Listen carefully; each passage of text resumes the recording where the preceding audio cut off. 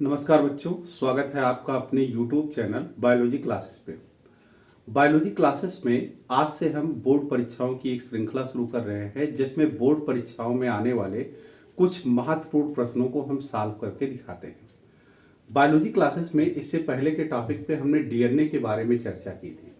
DNA जो कि हमारा आनुवंशिक पदार्थ है। डीएनए को हम जैविक जन्मपत्री भी कहते हैं, क्योंकि हमारे शरीर की जितनी भी आनुवंशिक सूचनाएं होती हैं वो डीएनए में ही एकत्रित होती है।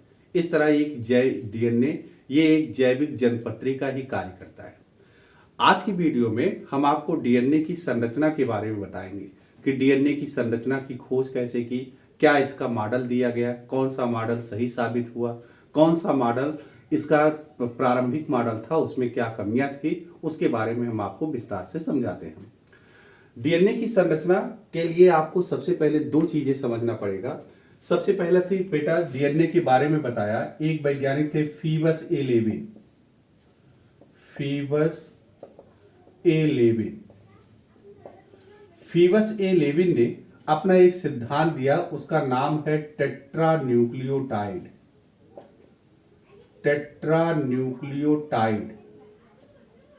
परिकल्पना। टेट्रान्यूक्लियोटाइड परिकल्पना में फीबस ए लेविन ने यह बताया कि प्रत्येक डीएनए ये बृहत अणु है। डीएनए ये छोटे छोटे एकलक इकाइयों से मिलकर बना होता है।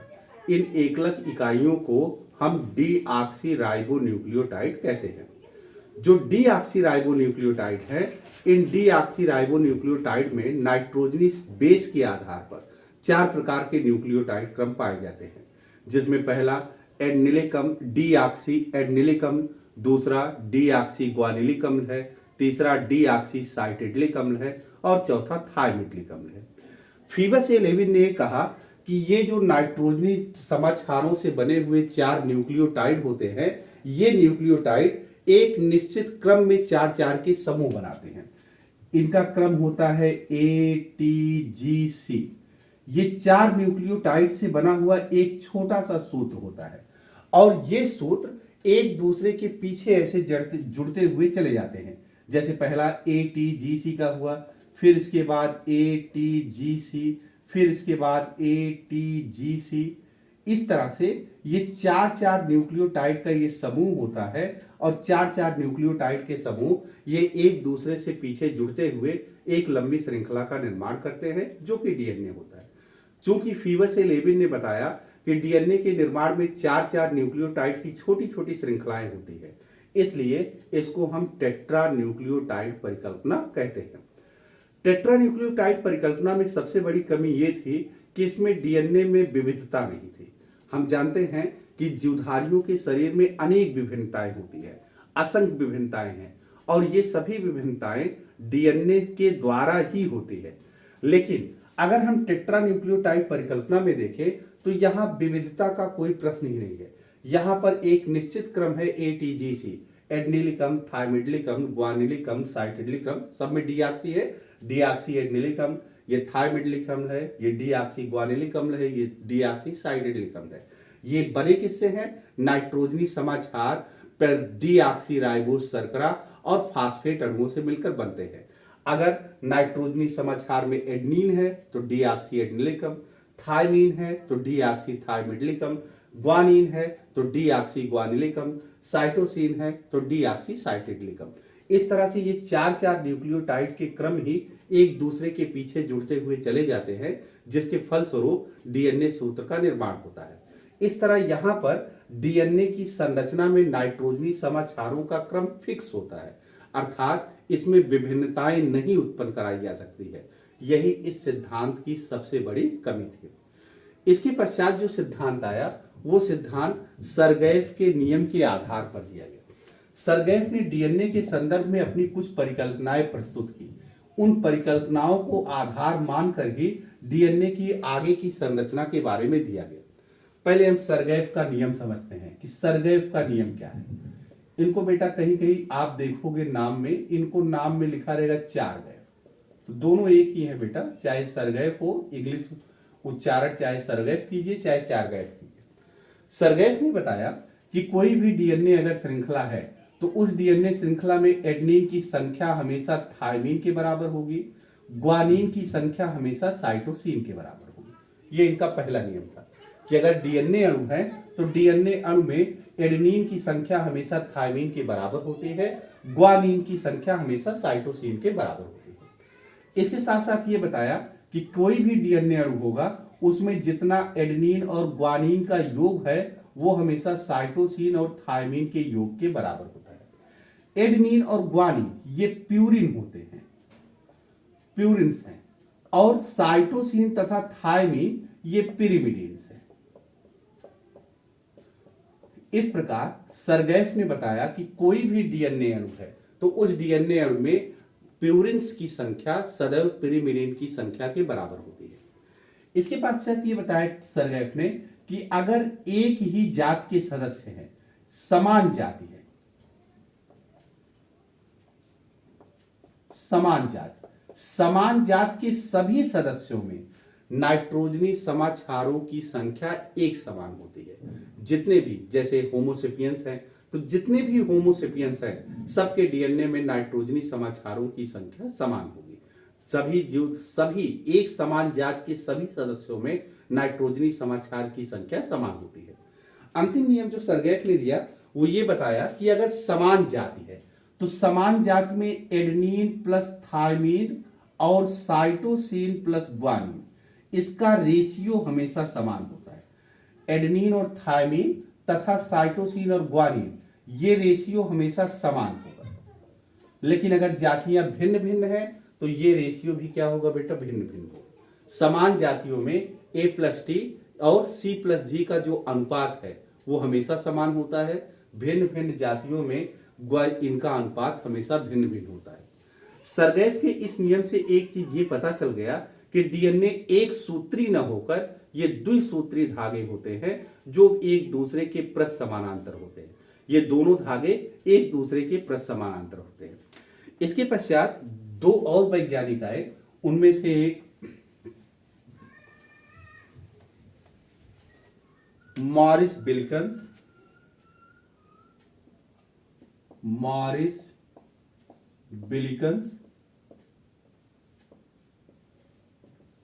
और एक थे फ्रैंकलिन, आर फ्रैंकलिन।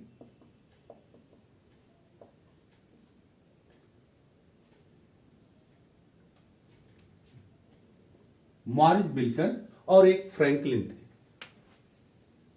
सॉरी बेटा, ऐसे लिखा जाएगा।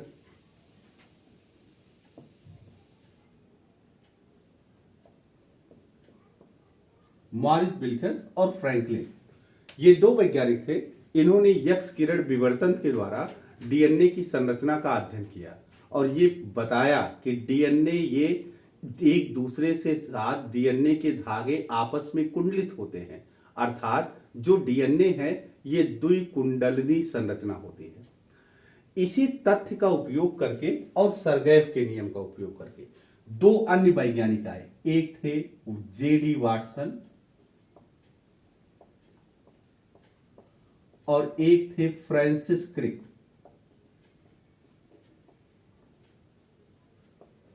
इन्होंने सर्वप्रथम डीएनए की त्रिविमीय संरचना, जो डीएनए की 3D संरचना है, 3 डायमेंशनल संरचना है, उस संरचना को ये प्रस्तुत किए। और इस संरचना को हम डीएनए का वाटसन और क्रिक मॉडल कहते हैं। डीएनए का वाटसन और क्रिक मॉडल ये बोर्ड एग्जाम की दृष्टि से बेटा बहुत इंपॉर्टेंट है। ये कई बार बोर्ड एग्जाम में पूछा गया है। आज हम आपको डीएनए के वाटसन और क्रिक मॉडल के बारे में समझाते हैं। जैसा कि आप चित्र में देख रहे हैं बेटा, डीएनए का ये वाटसन और क्रिक मॉडल ही बनाया गया है। वाटसन और क्रिक मॉडल जो दिया गया बेटा वो सरगैफ के नियम का, और ये फ्रैंकलिन और विल्कन्स इन्होंने जो डीएनए की खोज की थी, डीएनए द्विकुंडलिनी संरचना के रूप में पाया जाता था, इन दोनों की खोज और सरगैफ के नियम का उपयोग करके वाटसन और क्रिक ने डीएनए की त्रिविमीय या त्रिआयामी संरचना को ये प्रस्तुत किया। इन त्रिविमीय संरचना में बताया क्या गया, सबसे पहले ये बताया गया जो डीएनए के धागे हैं ये एक दूसरे के प्रति समानांतर होते हैं। एक दूसरे के क्या होंगे बेटा, प्रति समानांतर होते हैं और आपस में कुंडलित रहते हैं। इसे हम द्विकुंडलिनी कहते हैं। इस द्विकुंडलनी अणु की जो मोटाई है वो 20 एंगस्ट्राम होती है तथा इसके एक कुंडलन की जो लंबाई है ये 34 एंगस्ट्राम होती है। डीएनए की ये जो दोनों धागे हैं ये शर्करा और फास्फेट से मिलकर बने होते हैं। शर्करा जो डीऑक्सीराइबोस शर्करा है और फास्फेट अणु, शर्करा और फास्फेट अणुओं से मिलकर ही ये दोनों धागों का निर्माण होता है। इन दोनों धागों के बीच में नाइट्रोजनी समाक्षार ये दुर्बल वांडर वाल बल या दुर्बल हाइड्रोजन बंध से आपस में जुड़े होते हैं। हाइड्रोजन बंध से जुड़ते कैसे हैं बेटा? ये हमेशा एडेनिन के सामने थायमीन ये दो हाइड्रोजन बंध से जुड़ता है। इसको आप डबल बॉन्ड मत कहिएगा, ये दो हाइड्रोजन बंध हैं। तथा ग्वानिन के सामने हमेशा साइटोसिन ये 3 हाइड्रोजन बंध से जुड़ता है। फिर समझिए बेटा, एडेनिन के सामने थायमीन रहता है, इसके बीच में 2 हाइड्रोजन बंध पाए जाते हैं, दुर्बल वांडर वाल बल होते हैं। और ग्वानिन के सामने हमेशा साइटोसिन होता है, इसमें 3 हाइड्रोजन बंध उपस्थित होते हैं। इस तरह पूरे डीएनए लंबाई में यही नाइट्रोजनी समाक्षार एक दूसरे के आमने सामने आपस में हाइड्रोजन बंधों द्वारा जुड़कर ऐसे ये सीढ़ीदार संरचना का निर्माण करते हैं। सीढ़ीदार द्विकुंडलनी संरचना का ये निर्माण करते हैं। इन सीढ़ीदार द्विकुंडलनी संरचना में जो एक कुंडलन की लंबाई है वो 34 एंगस्ट्राम होती है। इस 34 एंगस्ट्राम के बीच में 10 जोड़ी नाइट्रोजनी समाक्षार पाए जाते हैं। जो इन नाइट्रोजनी समाक्षारों के जोड़े हैं इनकी टोटल संख्या 10 जोड़ी होती है। ये वाटसन और क्रिक ने बताया। इस प्रकार अगर हम देखें बेटा तो 34 एंगस्ट्राम के बीच में 10 जोड़ी नाइट्रोजनी समाक्षार है, तो एक जोड़ी नाइट्रोजनी समाक्षार के बीच की दूरी ये हमेशा 34/10 यानी 3.4 एंगस्ट्राम होती है। जो एक जोड़ी नाइट्रोजनी समाक्षार है उस एक जोड़ी नाइट्रोजनी समाक्षार के बीच की दूरी हमेशा 3.4 एंगस्ट्राम होती है। जब ये डीएनए कुंडलित होते हैं तो ये हमेशा लघु खंड और दीर्घ खंड का निर्माण करते हैं। इससे सिद्ध हुआ कि जो डीएनए है ये छोटे छोटे पार्ट में खंडों में मिलकर बनते हैं।